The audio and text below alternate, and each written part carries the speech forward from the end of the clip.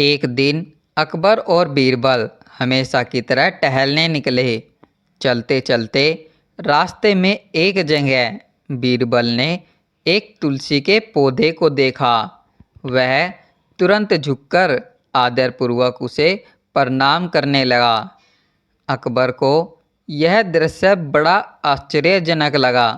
उसने बीरबल से पूछा, यह कौन है जिसे तुम इतनी श्रद्धा से प्रणाम कर रहे हो? बीरबल ने विनम्रता से उत्तर दिया, जहाँपना, यह मेरी माता है। अकबर को यह सुनकर थोड़ा अजीब लगा। उसने हंसते हुए तुलसी के पौधे को उखाड़कर फेंक दिया और तंज कसते हुए बोला, कितनी माताएं होती है तुम लोगों की। बीरबल समझ गया कि अकबर को अभी इस बात की गहराई समझानी पड़ेगी।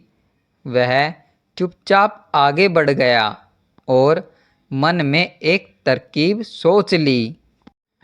थोड़ी दूर जाने पर एक बिच्छू पत्ती का झाड़ मिला जो छूने से भयंकर खुजली करता था। इस बार बीरबल ने उस झाड़ को दंडवत प्रणाम किया और कहा, जय हो बाप मेरे। अकबर को यह देखकर गुस्सा आ गया।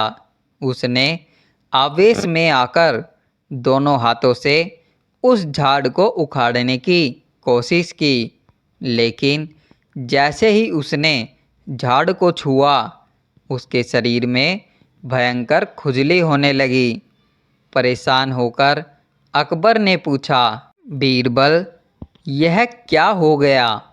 बीरबल ने मुस्कुराते हुए कहा, जहाँपना, आपने मेरी माँ को मारा है, इसीलिए यह आपके ऊपर क्रोधित हो गई।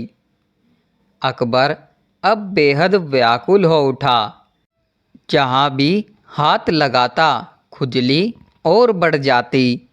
वह परेशान होकर बोला, बीरबल, जल्दी से इसका कोई उपाय बताओ, नहीं तो मैं पागल हो जाऊंगा। बीरबल ने शांत भाव से कहा, जहाँपना, उपाय तो है, लेकिन उसकी भी हमारी एक और माता से प्रार्थना करनी होगी। अकबर ने तुरंत कहा, जो भी करना हो जल्दी करो। तभी उन्होंने देखा कि पास में एक गाय खड़ी थी। बीरबल ने अकबर से कहा, गाय माता से प्रार्थना करिए कि वह दवाई दे। अकबर ने गाय के सामने हाथ जोड़कर प्रार्थना की।